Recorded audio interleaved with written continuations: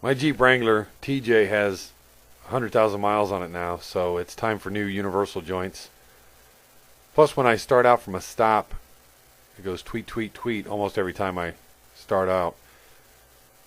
I especially notice it when I have the top and doors off, so it's not real loud, but I'm hoping this project solves that. Taking the rear drive shaft out. There's two universal joints in it, one at each end. Once you get the bolts loose and the caps off, you got to kind of pry it away from the yoke on the back diff, usually. Then you should be able to pull it out of the transfer case, unless, like mine, the dust cover, the rubber boot, is a little tight. So we got to loosen that clamp up. I'm going to wedge a screwdriver in there and open that clamp up. Then it should pull right out.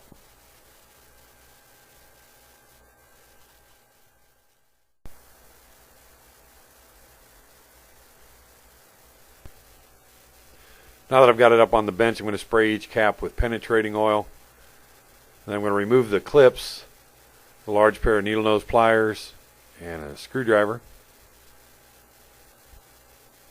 This model has the clips on the outside. Some have the clips on the inside of the cap. Once we get those out, though, in this video I'm going to show how to remove and install the universal joint with a hammer. I'm going to lay the outside edges of the cross, the universal joint cross, on something raised. Like in this case, I'm using the open jaws of a vise. Then I'm going to beat on the cast piece, not on the tube, but on the cast piece of the drive shaft, and that should force the top cap off. It forces the cross up into the yoke of the drive shaft and forces the cap off. That first side I did with too small a hammer, so I got the roofing hammer. Really get after it here, and the second one comes off a lot easier. Once the caps are off, that old universal joint will pull right out of the yoke on the drive shaft. Here's the new universal joint.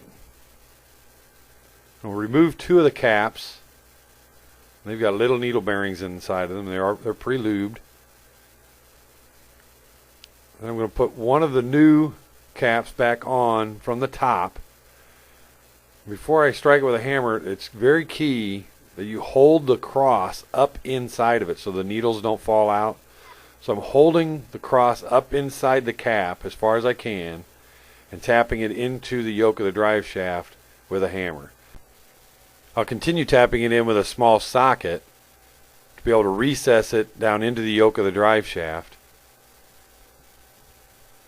And eventually, when it bottoms out on the bench, I'm even going to put a large socket underneath so that the cross can then protrude out of the bottom of the yoke of the drive shaft. Because the farther you get that cross driven in, the better it will support the needle bearings in the next cap.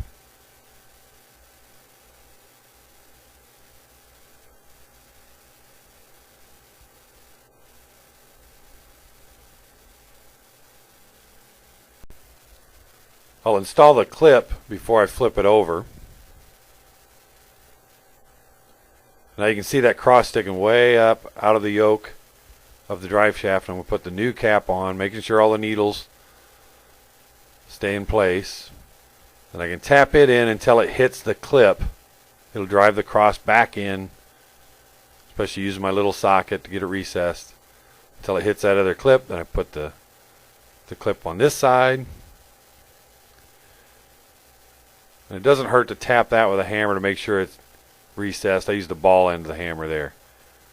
There it is, installed. So repeat that 3 more times and this drive shaft's ready to put back in.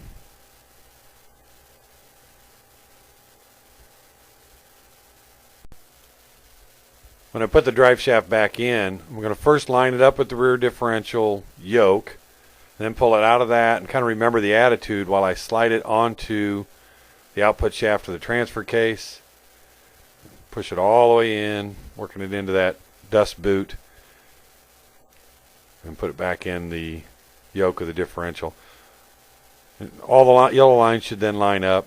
Make sure that the caps on that back universal joint are within the little tabs on the pinion yoke. And I got to put all the bolts back in, the straps back on, the bolts back in. And then I got to tighten that clamp up on the dust boot. And that's it. It's not that hard a project. You can do this one.